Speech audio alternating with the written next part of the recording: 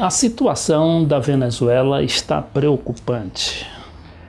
A gente vê a estigmatização, quase uma esquizofrenia por parte dos setores midiáticos para situar aquele país de Chávez e de Maduro como o próximo da vez, ou seja, o próximo do golpe.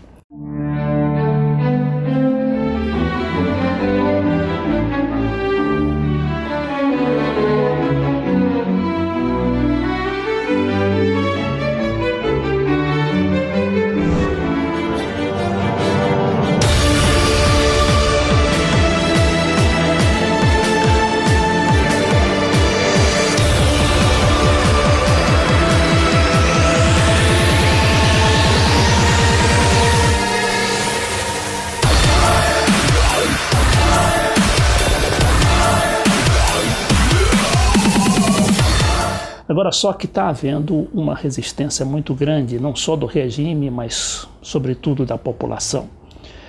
Nós temos notícias fresquinhas da Venezuela porque o jornalista Beto Almeida acaba de chegar de Caracas, onde passou alguns dias, inclusive participando de reuniões com o presidente Nicolás Maduro.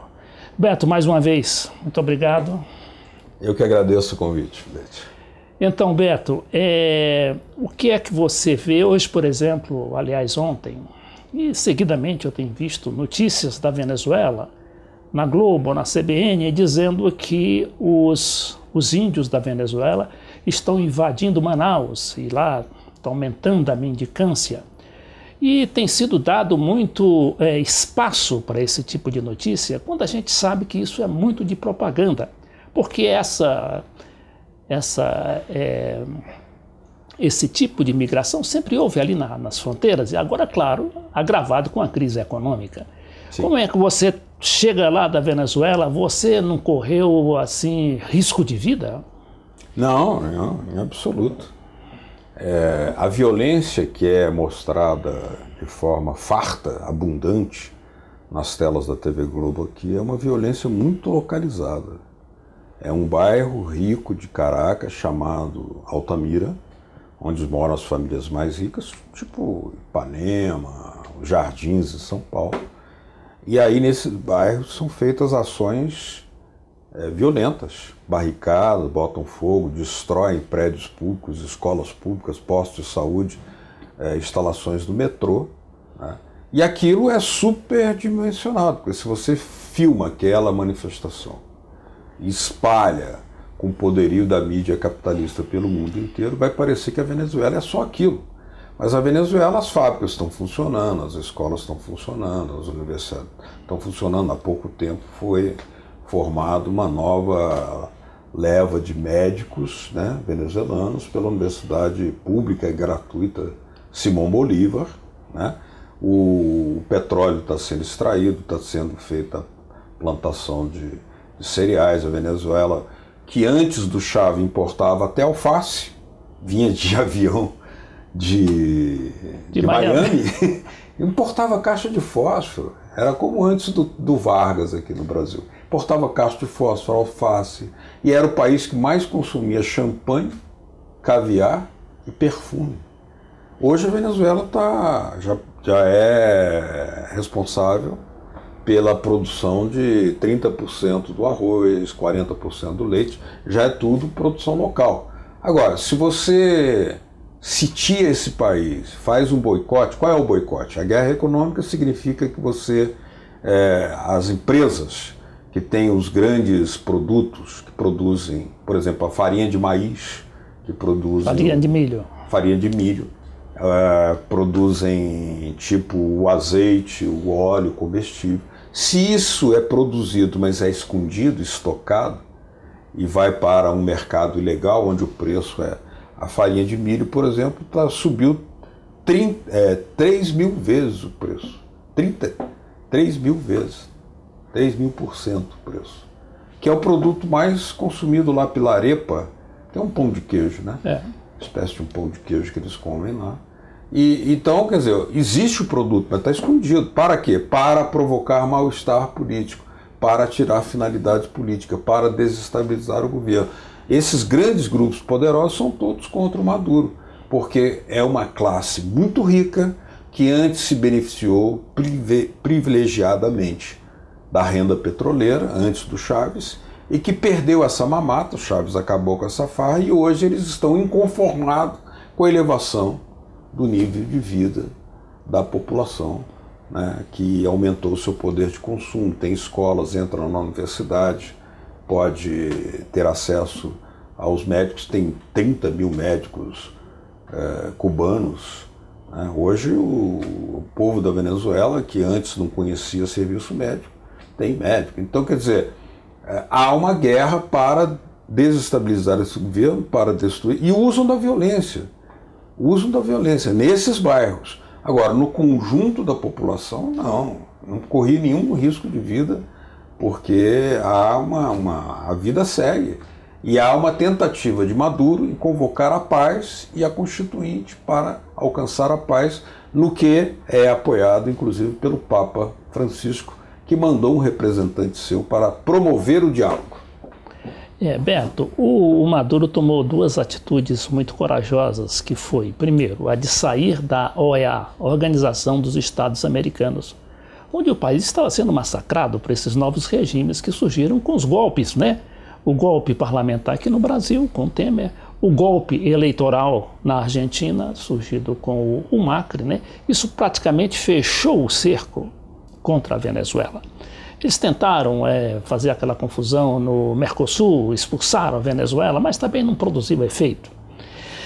E o Maduro depois teve a audácia de convocar uma Assembleia Geral Constituinte. A gente sabe que os referendos, toda vez que o público, que os setores populares são convocados a se pronunciar, eles, claro que vão se pronunciar a favor, não das elites, mas a favor, né, das medidas ou dos governos populares. No caso, a Venezuela, que a Venezuela acabou com o analfabetismo, ela deu melhores salários, melhores aposentadorias, melhorou a situação da classe média, apesar da classe média ser um setor muito sensibilizado por essas propagandas, por essas baterias midiáticas. E agora o Maduro enfrenta isso com a Constituinte, né? Sim.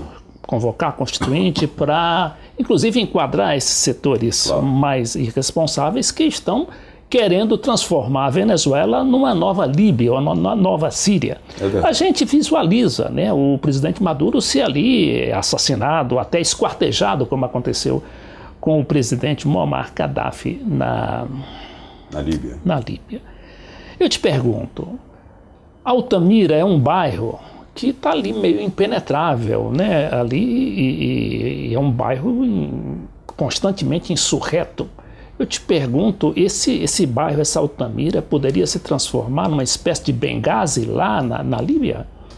Olha, Maduro tem tomado atitudes muito corajosas, como você disse, né? Nos últimos dias, além de sair da OEA, que se transformou que é um fato inédito também, um instrumento. É um fato inédito. Nunca um país tinha sido se retirado por conta própria da OEA. Eles expulsaram Cuba, né? Sim, expulsaram Cuba em 61, mas a Venezuela resolveu se retirar. Porque ela está sendo desrespeitada na sua soberania. O secretário-geral da OEA, Luiz Almagro, é um homem totalmente vinculado e obediente às ordens de Washington. Sempre foi. E está buscando um pretexto para criar uma situação. Esse Almagro, me diga uma coisa, ele era chanceler do Mujica, não era? Espera-se era um pronunciamento do Mujica, né? Porque o Mujica é solidário com o Maduro, o Mujica é solidário com a Venezuela. Agora, por que ele não se pronuncia desautorizando as atitudes provocativas do Almagro, que é hoje um homem de Washington? Pois é, mas ele é não da era Frente um homem de Ampla. Washington. A Frente Ampla lá do Uruguai, né? O nome não é esse? A Frente Ampla lá aquele partido? A Frente Ampla, pois que tem a presidência. Que tem a presidência da República. E como é que se explica o fato de este Almagro ser ele tem mandato, uma espécie de carrasco da Venezuela? Ele tem mandato, e isso não tem o apoio do governo uruguaio.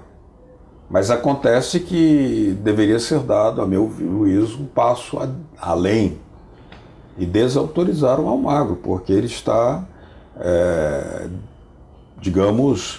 desrespeitamos toda a autodeterminação, o direito de autodeterminação da Venezuela.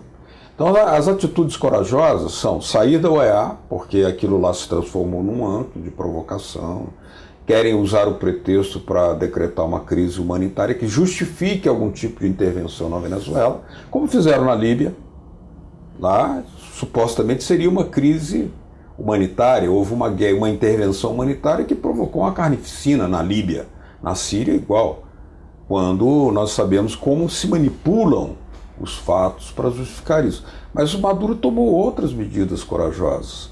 Ele tomou a medida de, por exemplo, pedir ou determinar à Guarda Nacional Bolivariana que não use armas letais ao fazer policiamento ostensivo. Isso é uma coisa inédita, né? Porque se houvesse aquele tipo de violência, como nós estamos vendo aqui, que são praticados atos financiados de fora, porque há comprovação de que são militantes que são patrocinados pela Fundação Ford, Fundação Rockefeller, a Fundação dos Irmãos Koch, né? A NED é o Instituto do Departamento de Estado norte-americano que apoia a oposição, inclusive destinou mais recursos financeiros para desestabilizar. Então, o Maduro está enfrentando uma situação e está evitando fazer o que seria uma repressão ali está protegendo a população, está protegendo os bens públicos, mas porque o direito de manifestação, como ele reitera constantemente, é legítimo. Você pode fazer passeata, assembleia, caminhada, pode fazer concentração, não há problema, desde que isso não signifique incendiar prédios públicos e matar, inclusive, os seus próprios militantes. Porque há provocadores infiltrados nas manifestações da oposição que atiram nos manifestantes da oposição ou transeuntes que, por acaso, tiveram o azar de passar ali por acaso. E foram alvejados, alguns foram mortos, com a culpa sendo atribuída, sem nenhuma comprovação, à Guarda Nacional Bolivariana, que hoje está desarmada. Então, anteontem, por exemplo, houve um guarda, né, da Guarda Nacional Bolivariana que foi atingido por um tiro que está entre a vida e a morte. Quer dizer, um tiro? Um tiro na cabeça. Né, está entre a vida e a morte. Numa manifestação que ele foi proteger os prédios públicos, hospitais, houve um incêndio a um hospital público por parte de manifestantes da direita. Então, e esses manifestantes... aquele manifestante, aquele hospital que levava o nome do Hugo Chávez, não era? Parece que era Centro Clínico para Crianças, não era? Tinham 52 crianças. Miranda, era, Hospital Miranda. E o Maduro, o que ele propõe? Propõe que a oposição sente-se à mesa de negociação para encontrar a paz. O governo venezuelano quer a paz, o governo bolivariano quer a paz. Ele se recusa e chama o Maduro de ditador. E o Maduro... Nossa, que ditador sou eu que convoco uma eleição com voto popular? E, detalhe, Leite, você que conhece muito bem a história do trabalhismo no Brasil, a constituinte convocada pelo Maduro é uma constituinte popular, sem estar controlada pela burocracia partidária. É uma constituinte tal como aquela que Getúlio Vargas convocou em 1934, que tinha uma cota de operários que eram eleitos deputados constituintes. Lá haverá representação de operários, de camponeses, de jovens, de pessoas com necessidades especiais, de mulheres, para que não fique sob o controle dessa burocracia partidária, que, aliás, todos os partidos de oposição estão contra participar na Constituinte. Beto, nós vamos encerrar esse primeiro bloco do Café na Política, aqui na TV Cidade Livre de Brasília e nos meus canais do YouTube e outras redes sociais. E vamos retomar o segundo bloco já falando sobre a Constituinte. Qual é realmente a configuração dessa Constituinte E o que ela pretende? Beto, você, claro que tem a visão, né, local do problema, o que é difícil, né, porque hoje muita gente tem medo de ir para a Venezuela, eu sou um deles, né, porque tanta coisa, a gente vê tantas cenas violentas, eu posso ser atingido, né, por um balaço desse aí, não tem nada a ver com por Altamira é perigoso. Então, eu te pergunto, a Constituinte foi realmente um passo decisivo para o governo, porque o governo precisava tomar a iniciativa política, né? Do contrário, ele seria esmagado. Claro. Porque a oposição, ela não quer saber de diálogo, a oposição, ela quer saber do poder. Foi como aconteceu aqui no Brasil, né? Como aconteceu na Líbia, como está acontecendo na Síria.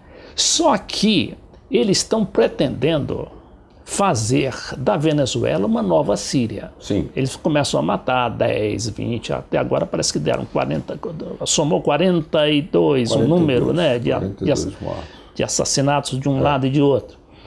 Mas daqui a pouco isso vai se reproduzindo e chega a situação da Síria, que tem 6 mil mortos. Não, tem muito mais, né? Tem 100 mil mortos. Muito mais. Pois Síria tem muito mais. Então, e tem mais o seguinte, que uma guerra civil, aí você tem aquele problema, né, de desestruturar o país inteiro. Você, né, vai bombardear pontes, bombardear hospitais, bombardear o diabo.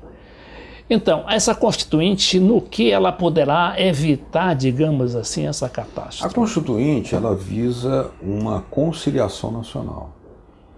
E uma conciliação nacional em base a um novo desenho da estrutura do Estado. Porque, por exemplo, as missões que foram criadas pelo presidente Chaves, missões de moradia, missões de educação, missões de saúde, missões bairro adentro, bairro adentro é do médico, né? Que entrega, dos médicos, dos serviços públicos, das vacinas, uma série de coisas dessa natureza. Mas essas missões, missão Simão Bolívar, missão moradia popular, por exemplo, a Venezuela acaba de entregar agora 1.500.000 moradias com equipamentos, ou seja, com móveis, geladeira, fogão, para a população, que vai pagar apenas 25 bolívares por mês. Ou seja, é um processo tipo Minha Casa Minha Vida, muito mais radical. Muito mais radical. Olha, com uma população que não tem 30 milhões de habitantes, você fazer 1,5 milhão de moradias e entregá-las equipadas, o efeito social disso é enorme. Então, quer dizer, o setor que está contestando não quer o diálogo, porque eles querem, não, que se vaja, né, todos fora, Maduro fora. Então, quer dizer, o Maduro foi eleito pelo voto popular, tem um mandato em curso, você não pode abandonar, né, os eleitores lhe deram um mandato. Então a Constituinte, ela vem fazer um redesenho, vem convocar os diferentes setores da oposição, que é desunida, e ela tenta, inclusive, tem os setores que apoiam as ações violentas, os incêndios, as barricadas, né? Nem todos os mortos, não há feridos que são policiais, que morreram, foram atacados, mas não há, digamos assim, não são mortos feitos pela Guarda Bolivariana, alguns são das próprias filas oposicionistas, mas atingidos comprovadamente por pessoas que já foram investigadas, comprovado com filmes que são das próprias filas oposicionistas. A gente conhece essa história dos falsos positivos, é importante, claro, sabe, Beto? Porque nós tivemos, olha, a Praça Maidan na Ucrânia, né, que é um exemplo do autoatentado bem acabado, né, que ali a manifestação foi atingida dos dois lados, como se fosse um botando a culpa no outro. A finalidade era derrubar o governo, conseguiram, né? No caso da Líbia, por exemplo, haviam manifestações pacíficas que o presidente Bashar permitia, evidentemente, porque é um direito democrático. Mas essas manifestações foram atingidas por tiros praticados pelos próprios manifestantes de direita para jogar a culpa no Bashar, né? Tem o que está acontecendo na Venezuela. Existe aquele jornalista Thierry Mencin, da Rede Voltaire, deu inclusive um rótulo interessante, tenta fabricar uma primavera latina. Tenta-se fabricar uma primavera latina. Com a Constituinte, você tenta redesenhar os poderes do Estado para que as missões sejam constitucionalizadas e se transformem em estruturas do Estado. Elas são permanentes, elas devem ser permanentes, mas isso tem que ter o voto popular. Para que elas não sofram o que sofreu o CIEPS do Brizola lá no Rio de Janeiro. Por exemplo, bem lembrado, bem lembrado. Porque se elas não são... Os CIEPs foram destruídos no Rio de Janeiro. É preciso ser consolidado. 507 CIEPs, passaram aí a motoniveladora praticamente. Inclusive os livros no Rio de Janeiro foram queimados por ordem de Marcelo Alencar e Moreira Franco. Queimaram os livros das bibliotecas dos CIEPs. Isso é crime organizado. Moreira Franco deve responder por isso. Queimaram os livros dos CIEPs no Rio de Janeiro por ordem de Marcelo Alencar.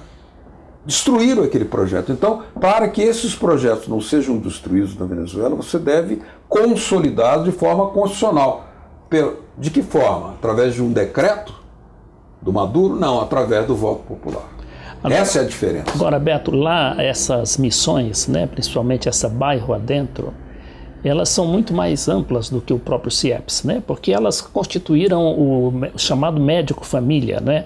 A Venezuela, cuja população, 80%, nunca tinha visto um médico na vida, né? Nunca. Começou a ter médico na sua própria, perto da sua casa. Morando nos bairros. Pois é, os médicos morando nos bairros.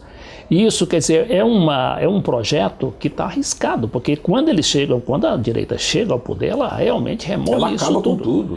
Aliás, uma das coisas que tem sido mais incendiadas lá são os postos de saúde. Os postos de saúde. Porque a direita, a oposição, sabe quanto aquilo é reconhecido pela população mais pobre, que é a ampla maioria da Venezuela. Né? Então, veja bem... Não é só a população pobre, a classe média também apoia, né, de alguma maneira. Boa parte. Por quê? Porque isso daí vai evitar criar problemas para a classe média, né? Que essas populações famintas invadam os bairros ricos, inclusive. Agora, né? Se tenta jogar a classe média contra o Maduro, de que forma?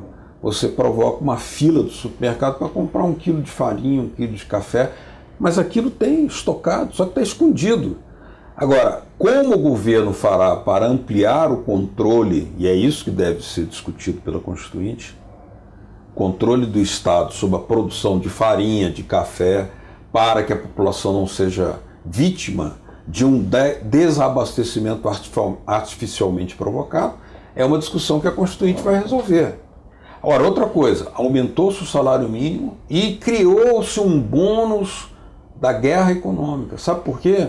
As famílias mais pobres, porque a classe média ainda pode comprar, ainda que um preço absurdo, elevado, no mercado ilegal, pode comprar o arroz, o óleo, o feijão, a farinha, o leite.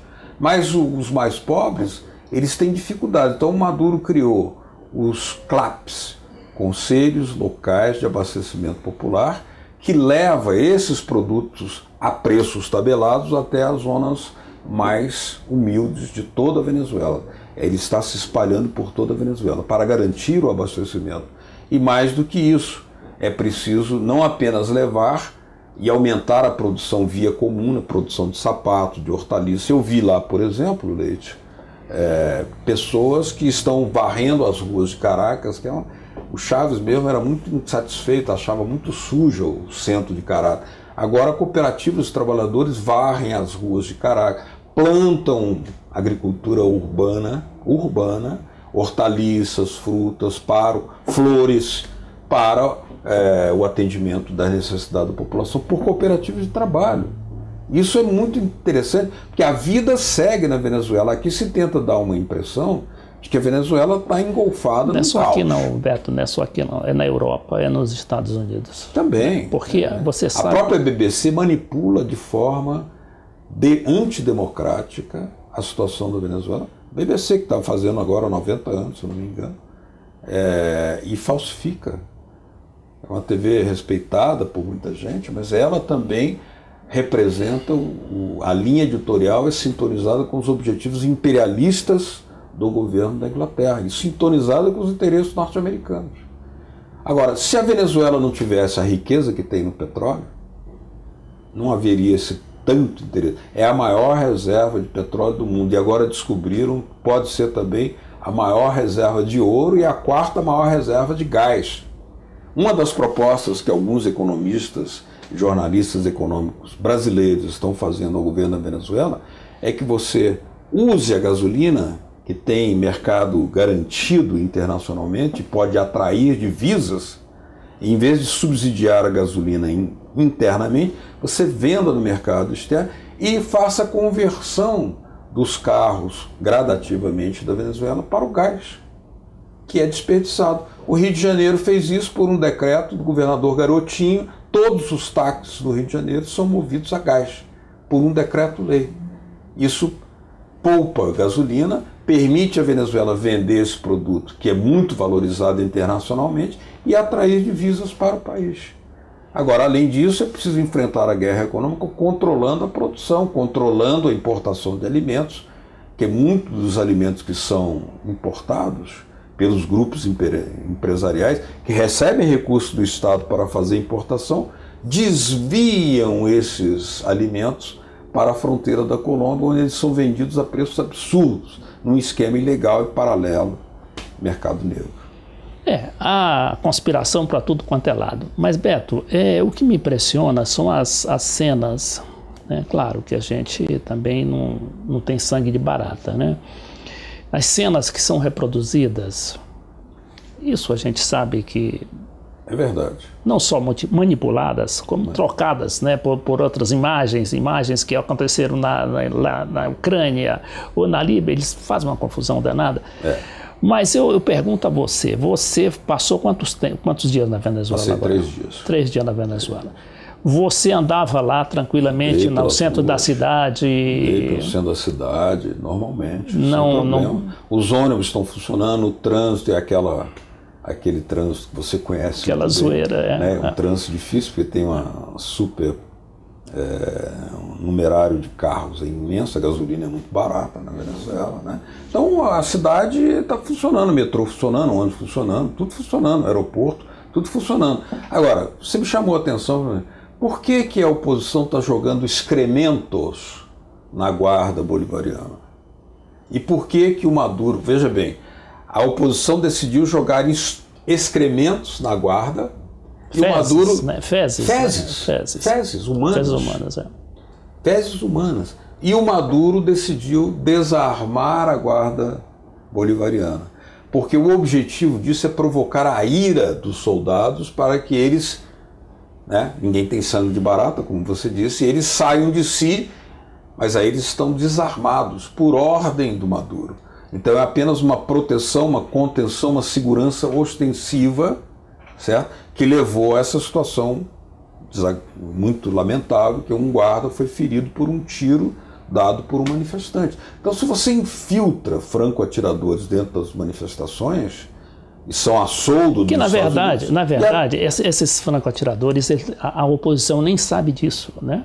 O que acontece? Porque às vezes você não vai contratar né? Alguns círculos saberão, né? Pois é. Porque, inclusive, os principais líderes da oposição, muitas vezes, andam ao lado de pessoas encapuçadas, tiram fotos.